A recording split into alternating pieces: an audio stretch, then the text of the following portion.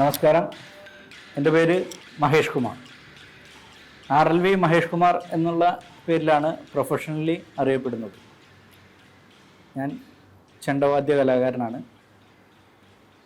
33 വർഷമായിട്ട് ചെണ്ട വാദ്യവുമായി ബന്ധപ്പെട്ട് നിൽക്കുകയാണ്.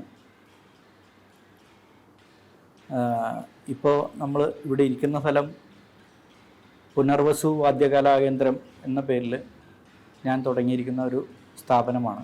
ഇവിടെ ചെണ്ടയും കുറുങ്കുഴലും ഒക്കെയാണ് അഭ്യസിപ്പിക്കുന്നത്. 14ാമത്തെ വയസ്സിലാണ് ചെണ്ട അഭ്യസിക്കാൻ ഞാൻ തുടങ്ങിയത്. കലാമണ്ഡലം കേശവ പൊതുവാൾ എന്ന പേരുള്ള ആശാൻ്റെ വീട്ടിൽ ആയിരുന്നു ആദ്യമേ. തായമ്പക പഠിച്ചാണ് ചെണ്ട എന്ന വാദ്യത്തിലേക്ക് ഞാൻ കിടക്കുന്നത്. അതിനുശേഷം RLV മ്യൂസിക് കോളേജിൽ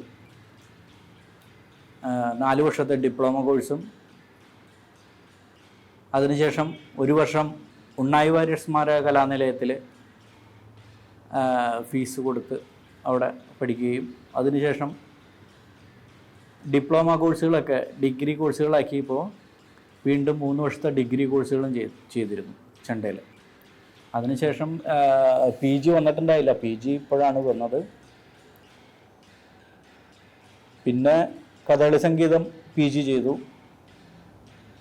ഇതൊക്കെയാണ് എൻ്റെ ഈ ഒരു കലാലോകത്തെ ഓരോ വിശേഷങ്ങൾ. ചെണ്ടയുമായിട്ട് 14ാമത്തെ വയസ്സിൽ തായമ്പക പഠിച്ചു തുടങ്ങിയതിന് ശേഷമാണ് കഥകളിക്കൂട്ടിലേക്കാണ് പിന്നെ കിടന്നത്.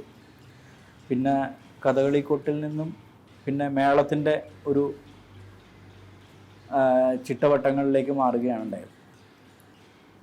എനിക്കും താല്പര്യം മേളം പഠിക്കുകയും കൂട്ടുകയും ഒക്കെ ആയിരുന്നു. ഇപ്പോൾ ധാരാളം ശിഷ്യന്മാരുണ്ട്. ഒരു 3000 എബോ ശിഷ്യന്മാരുണ്ട്. ഇപ്പോൾ അതിൽ കൂടുതൽ പ്രശിഷ്യന്മാരും ഉണ്ട്.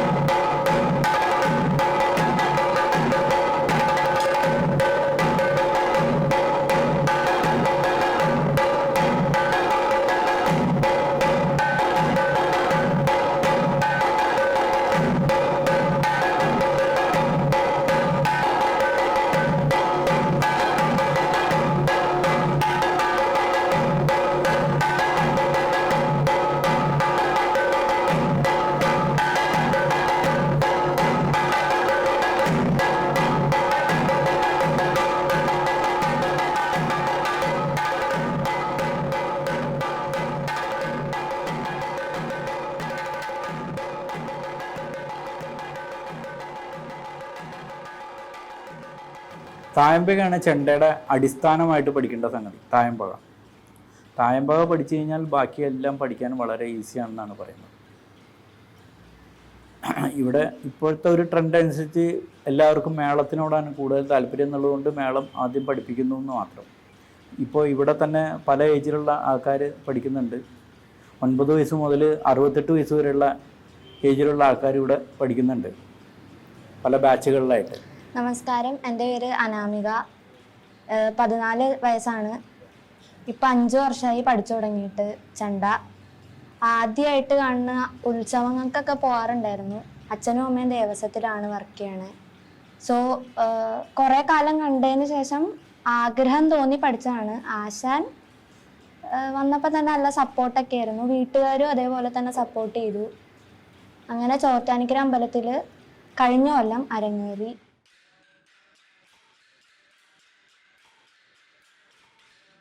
ചെണ്ട എന്ന വാദ്യത്തിൻ്റെ ഉത്ഭവം പറയുന്നത് ശിവൻ്റെ തുടിയിൽ നിന്നാണ് എന്നാണ്. തുടി എന്ന് പറയുന്നൊരു വാദ്യമുണ്ട്. ആ തുടിയിൽ നിന്നാണ് പിന്നെ ഉത്ഭവിച്ച് ചെണ്ട എന്നൊരു വാദ്യത്തിലേക്ക് എത്തിയതെന്നാണ് അറിയപ്പെടുന്നത്. ചെണ്ട തന്നെ പല രീതിയിലുള്ള ചെണ്ടകളുണ്ട്. മുമ്പിൽ കൊട്ടുന്ന ചെണ്ട ഉരുട്ടിയണ്ട എന്ന് പറയും. പിന്നെ താളം പിടിക്കുന്നത് വലന്തല ചെണ്ട എന്ന രീതിയിൽ. പിന്നെ ഇത് കൂടാണ്ട് വീക്കൻ എന്ന് പറഞ്ഞ വേറെ രീതിയിലുള്ള ചെണ്ടയുണ്ട്. അങ്ങനെ 2-3 ടൈപ്പ് ഉള്ള ചെണ്ടകൾ ഉപയോഗിക്കുന്നുണ്ട്. ക്ഷേത്രങ്ങളിൽ ഉള്ള ഉത്സവ ആഘോഷങ്ങളുടെ ഭാഗമായിട്ടാണ് ചെണ്ട സാധാരണയായിട്ട് ഉപയോഗിക്കുന്നത്. പിന്നെ അതേപോലെ അകത്തെ അമ്പലത്തിൻ്റെ അടിയന്തര കാര്യങ്ങൾ, അകത്തെ ചടങ്ങുകൾക്ക് വേണ്ടിയിട്ടും ഉപയോഗിക്കുന്നുണ്ട്.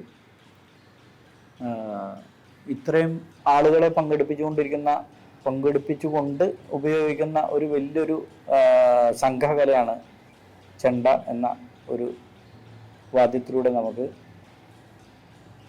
കാണാൻ കഴിയുന്നത്. മേളം എന്ന് പറയുന്നത് ചെണ്ട മാത്രമല്ല, ചെണ്ട, വലന്തല, ഇലത്താളം, കൊമ്പ്, കുഴൽ ഇങ്ങനെയുള്ള വാദ്യങ്ങളൊക്കെ ഉപയോഗിച്ചുകൊണ്ടാണ് ഒരു വലിയ സിംഫണി നമ്മൾ ഉണ്ടാക്കുന്നത്. അതിൽ 250 കലാകാരന്മാർ വരെ അതിൽ പങ്കെടുക്കാറുണ്ട്. വലിയ വലിയ മേളങ്ങൾക്കൊക്കെ അത്രയധികം ആൾക്കാർ പങ്കെടുക്കാറുണ്ട്. പിന്നെ ക്ഷേത്രങ്ങളിൽ നിന്ന് ഇപ്പോൾ പുറത്തേക്കും പല പല കൾച്ചറൽ പ്രോഗ്രാമുകൾക്കൊക്കെ ഇതേപോലെ മേളങ്ങൾ ഉപയോഗിക്കാറുണ്ട്. ഇപ്പോൾ അതേപോലെ തന്നെ കൂടുതലായിട്ട് കൾച്ചറൽ പ്രോഗ്രാം പുറത്ത് ഉപയോഗിക്കുന്ന സ്റ്റേജ് പരിപാടികൾക്ക് വരെ ഇപ്പോൾ നമ്മളൊരു മേളം ഒരു അത്യന്താപേക്ഷിത ഘടകം എന്നുള്ള നിലയ്ക്ക് കേളി, തായമ്പുക, മേളം എന്നൊക്കെ സംഗതിയൊക്കെ ഉപയോഗിച്ച് വരുന്നുണ്ട് സാധാരണ.